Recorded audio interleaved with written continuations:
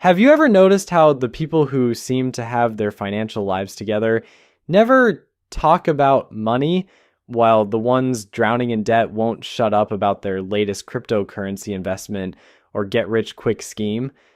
There's something deeply ironic about that, isn't there? The truly wealthy whisper while the broke shout from rooftops about their financial genius. Well, here's something that might surprise you. Financial freedom isn't about making millions of dollars or discovering some secret investment strategy that Wall Street doesn't want you to know about.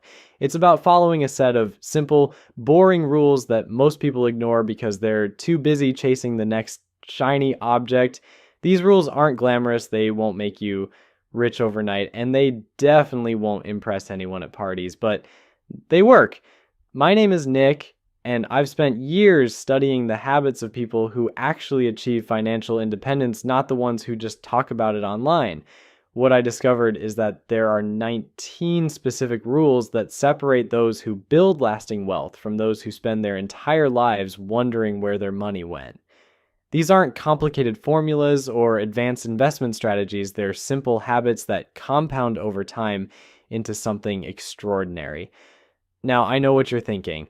19 rules sounds like a lot, and you're probably expecting me to tell you to stop buying coffee or cancel Netflix. But here's the thing that makes this different from every other financial advice video you've watched. These rules aren't about deprivation or living like a monk. They're about making intentional choices that free up your most valuable resource, which isn't money.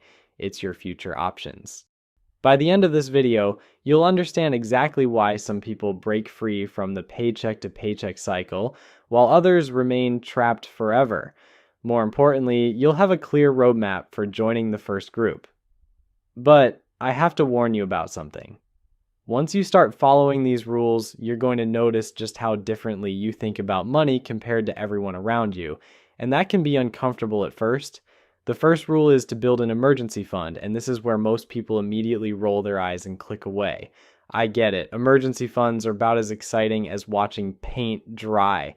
But here's what financial advisors don't tell you about emergency funds. They're not really about emergencies at all. They're about freedom. When you have 3 to 6 months of expenses sitting in a boring savings account, something magical happens to your decision-making process. You stop making choices from a place of desperation. That terrible job with the micromanaging boss, you can actually consider leaving because you won't be homeless next month. The side business you've been thinking about starting, you can take that risk because you won't starve if it doesn't work out immediately. Most people think an emergency fund is just for car repairs or medical bills, but the real power of an emergency fund is that it transforms you from someone who reacts to life into someone who responds to opportunities. There's a massive difference between those two approaches, and it shows up in your bank account over time. The second rule is to prioritize paying off high interest debt, and this is where things get mathematically brutal.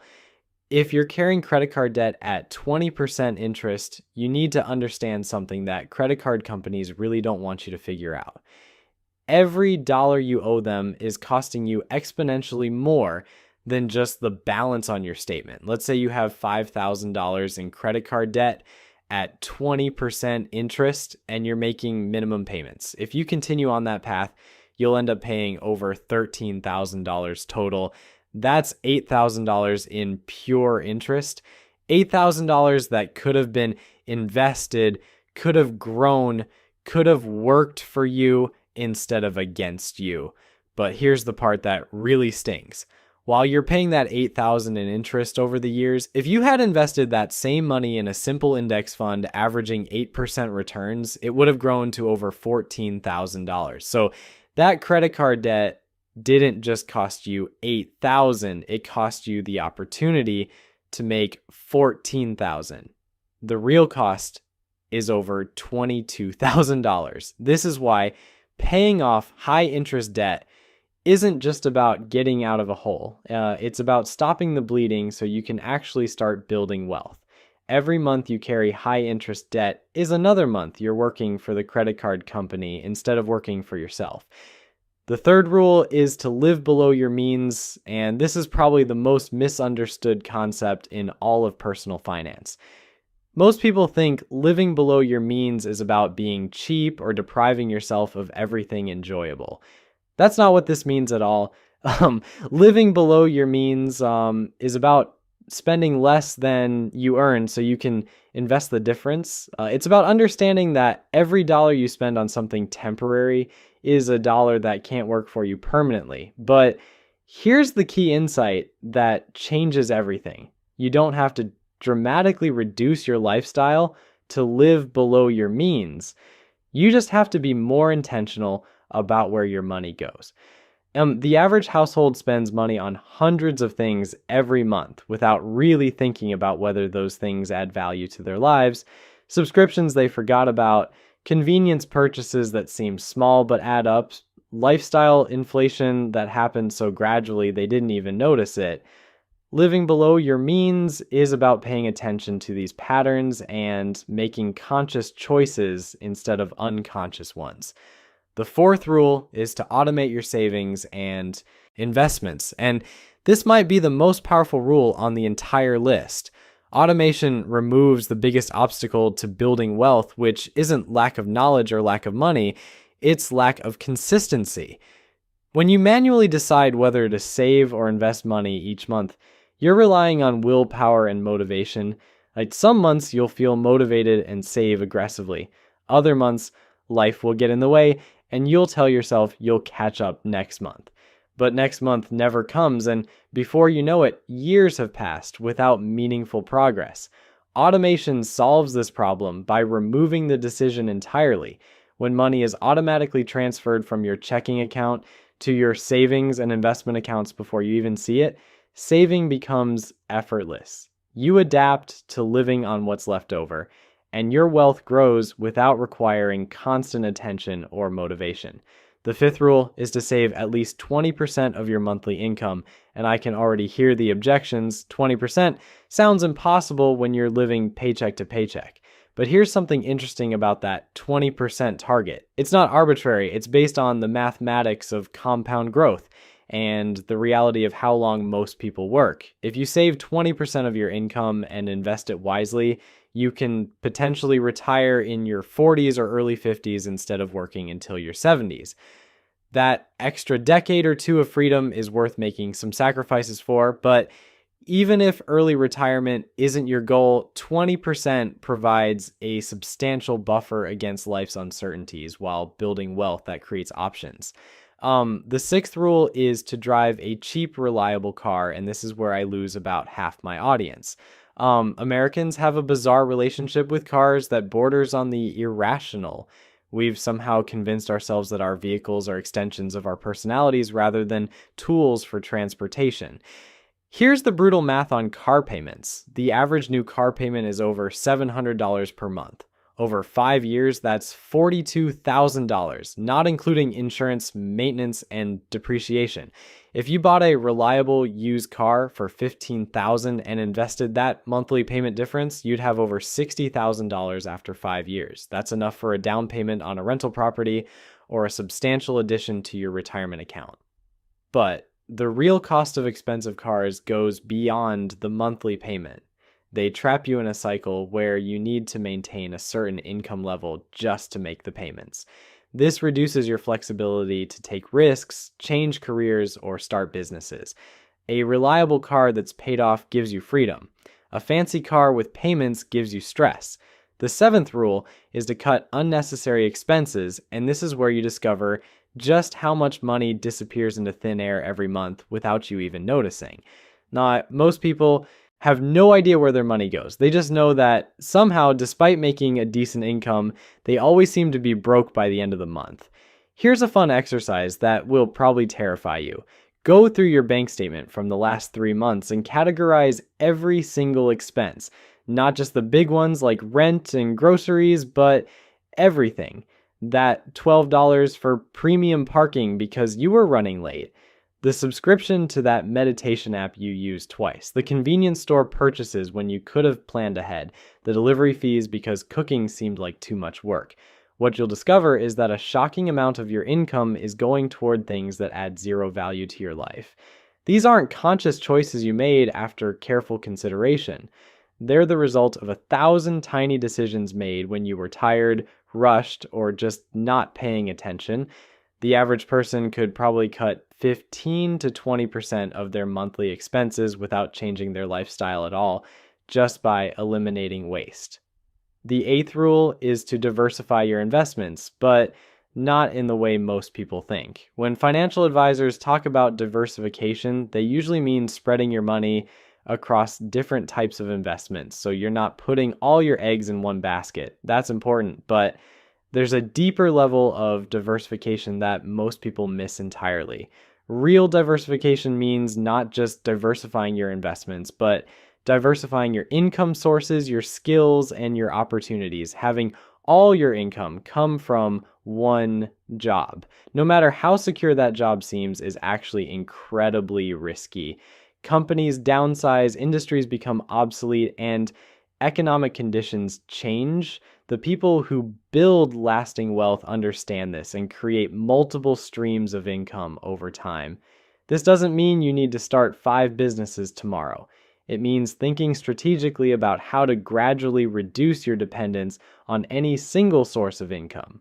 Maybe you develop a skill that could become freelance income. Maybe you invest in dividend-paying stocks that provide passive income. Maybe you buy rental property that generates monthly cash flow. The specific strategy matters less than the principle of not having all your financial eggs in one employment basket. The ninth rule is to never invest in what you don't understand. And this is where most people destroy their wealth while thinking they're building it. Every few years, there's some new investment trend that promises incredible returns with minimal risk.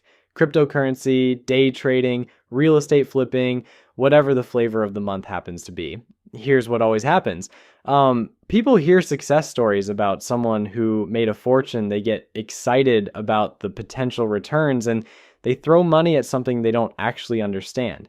Then they lose money, blame the investment, and conclude that investing is just gambling for rich people.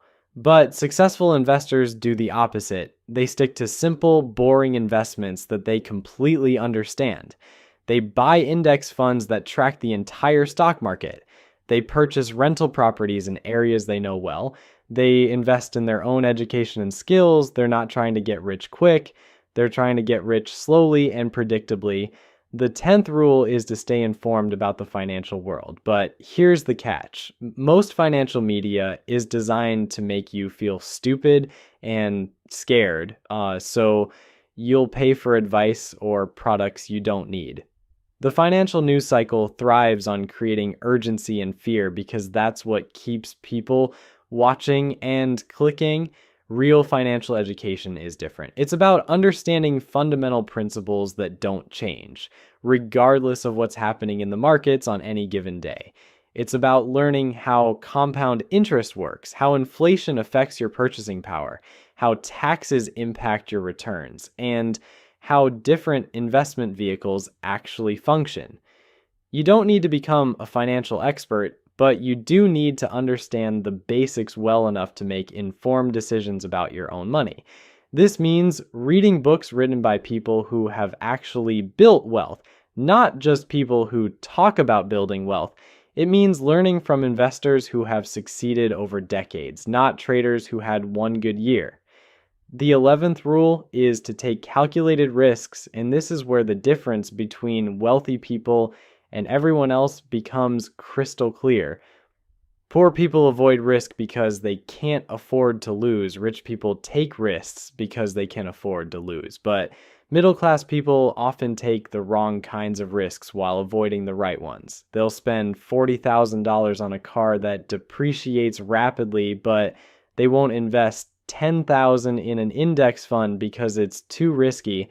They'll take out massive student loans for degrees with uncertain job prospects, but they won't start a side business because it might fail.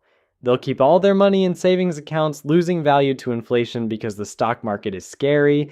Calculated risk means understanding the potential upside and downside of your choices, then making decisions based on logic rather than emotion. It means taking risks that have limited downside but unlimited upside. Starting a business with a small initial investment, learning high income skills that can't be automated, investing in assets that have historically grown in value over time. The 12th rule is to start a side hustle or business alongside your regular job, and this is where you can accelerate your wealth building beyond what's possible with just saving and investing your salary.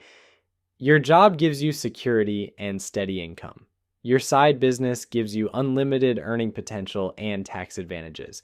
The beauty of starting a side business while keeping your day job is that you can afford to be patient and strategic. You're not desperate for immediate income, so you can focus on building something sustainable rather than just grabbing quick cash. You can reinvest profits back into the business to help it grow. You can experiment and learn without risking your ability to pay rent. But here's what most people get wrong about side businesses. They try to start businesses in areas they know nothing about because they think those industries are more profitable. Like the dentist tries to flip houses, the teacher starts a drop shipping business, the accountant becomes a day trader. Usually this approach ends badly because they're competing against people who actually understand those businesses. The smart move is to monetize knowledge and skills you already have. The dentist could consult for other dental practices. The teacher could create educational content. The accountant could offer bookkeeping services. Start with what you know, then expand from there once you understand how business actually works. The 13th rule is to never quit your day job without a plan. And this might be the most important rule for people who have entrepreneurial ambitions. Social media is full of stories about people who quit their jobs to pursue their dreams and achieved massive success. What you don't hear about are the thousands of people who quit their jobs without proper planning and ended up broke, stressed, and forced to take worse jobs just to survive. Your day job isn't just providing income. It's providing health insurance, retirement benefits, and financial stability while you build something else. Like giving up those benefits without a solid plan is usually a mistake, especially if you have family depending on you. The smart approach is to build your alternative income source while keeping your job, then transition gradually when the numbers make sense.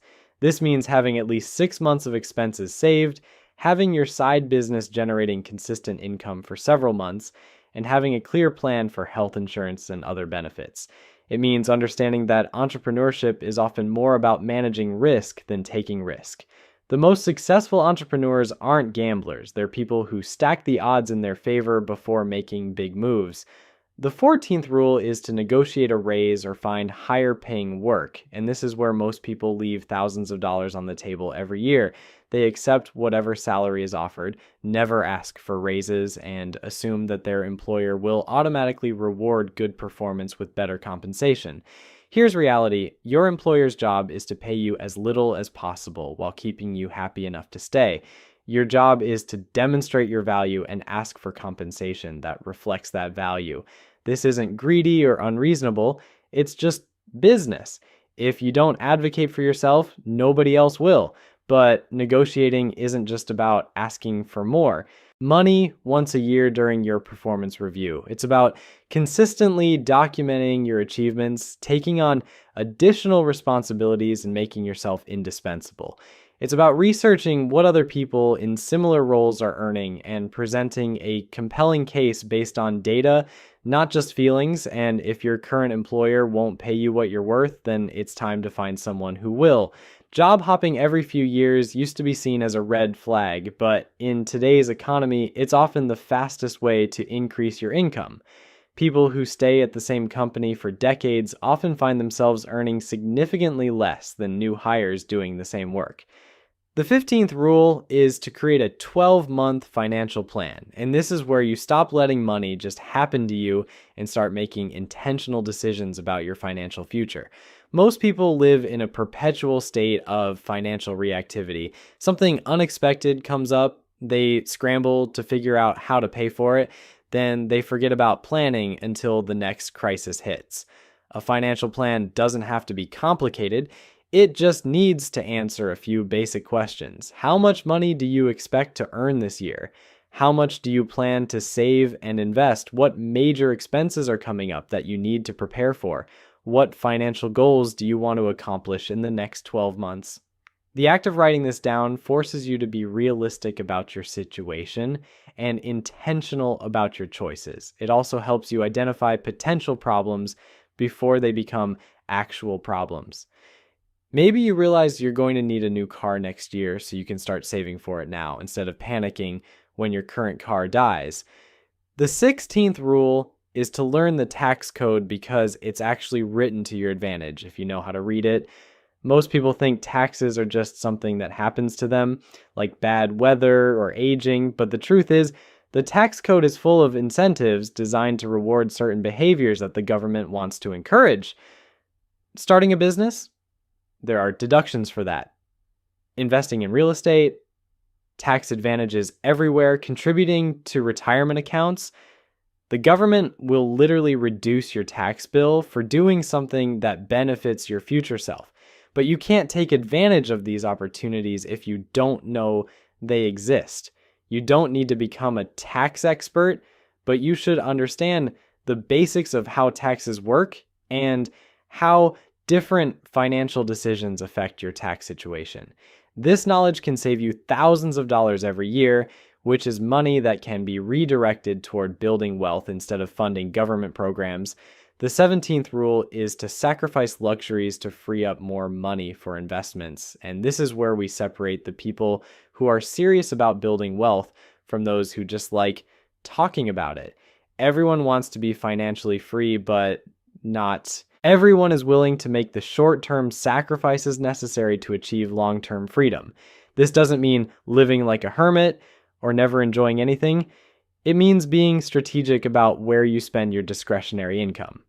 That expensive vacation you're considering, maybe take a cheaper trip and invest the difference. That designer handbag or latest gadget you want, maybe wait 6 months and see if you still want it. All right, often you won't. The key insight here is that every luxury purchase is a trade-off. You're choosing immediate gratification over future freedom. Sometimes that trade-off is worth it, but most of the time it's not. The wealthy understand this instinctively. They're not cheap, they're strategic. The 18th rule is to read books on money, finance, and investing because your financial education didn't end when you left school. In fact, it probably didn't even begin there. Most schools teach you how to be an employee, not how to build wealth. If you want different results than most people get, you need to learn things that most people never learn.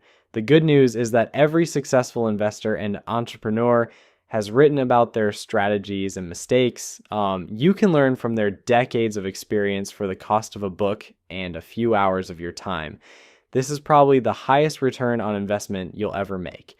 But here's the important part. Don't just read one book and think you're done. Make learning about money a lifelong habit. The financial world is constantly evolving, and what worked 20 years ago might not work today. Stay curious, stay learning, and stay ahead of the curve. The 19th and final rule is to donate to your favorite charity monthly. And this might seem counterintuitive in a video about building wealth. Why would you give money away when you're trying to accumulate it? But there's something powerful that happens when you make charitable giving a regular part of your financial routine. First, it forces you to live on less than you earn, which accelerates your wealth building in other areas. Second, it creates an abundance mindset that attracts more opportunities. And third, it ensures that your pursuit of financial freedom doesn't turn you into a selfish person who only cares about accumulating money. The amount doesn't have to be huge. Even $50 or $100 a month can make a meaningful difference to an organization you care about while reinforcing positive money habits in your own life. There you have it. 19 rules that separate those who achieve financial freedom from those who spend their lives wondering where their money went. These aren't revolutionary concepts or secret strategies. They're simple, boring habits that work precisely because they're simple and boring. The question isn't whether these rules work. The question is whether you're disciplined enough to follow them consistently over time. Your future self is counting on the answer being yes.